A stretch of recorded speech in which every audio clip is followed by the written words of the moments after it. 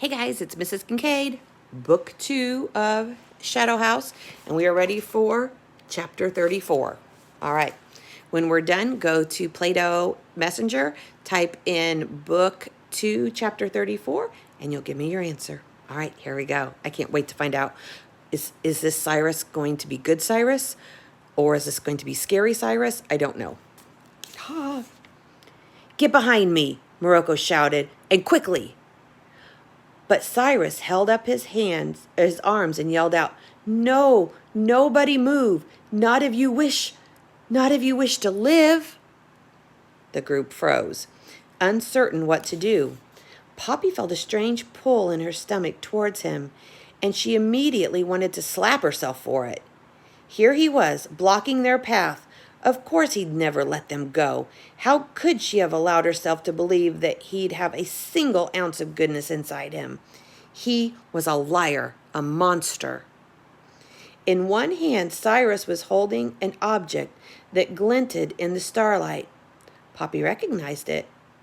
It was the glass vial that had dropped to the floor when Esme's costume had turned to dust. Oh my gosh, you ready for a freaky picture? This is the picture of Cyrus. Oh my gosh, he's so creepy. Okay, that's like worse than what I could possibly imagine, to tell you the truth. So that's what he looks like. Whew. He must have picked it up. Cloudy liquid sloshed around inside it. Morocco seemed to shrink back at the sight of it.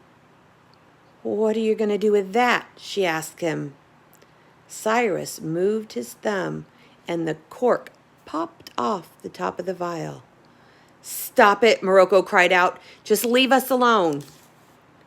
"What is that?" Azumi asked her sister. "What's he holding?" Marcus stepped forward, shaking with anger. "It's something you don't want to touch." Azumi reached out and tried to pull him back, but his jacket slipped through her fingers. "I told you to trust me."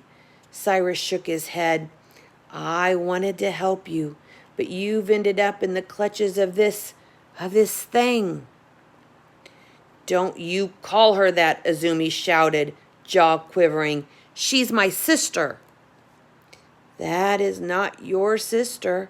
Cyrus raised the vial over his head. "That is the monster that makes this place what it is. That is the creature that builds the illusions that you see all around us. That is the entity that locked me in the tower. That is the animal that crept inside my head and twisted my thoughts and made me believe that the only way to save the children in my care was to lock the doors and to light a flame. Poppy, that is the monster that has long stalked our family, the thing that caused your poor mother to leave you. She thought she could keep you safe." My mother? What are you talking about?" Poppy cried out. "It is the thing that feeds on your fear," he went on. "It is what controls the specials and all of the ghosts of this estate. It used to control me too. It's the house and the land and the air and the spray off of the river. It's Larkspur itself." "He's lying," cried Morocco. "Don't let him twist you any further. What he's saying doesn't make any sense." "You have followed it to the edge of your doom," said Cyrus, speaking over her. "But I can still help you. You gave me my journal back, and it's made me stronger than I've been in decades. I can help you undo all the horrible things that it has done. You've solved so many puzzles, Poppy. You can solve the rest. You can free the rest."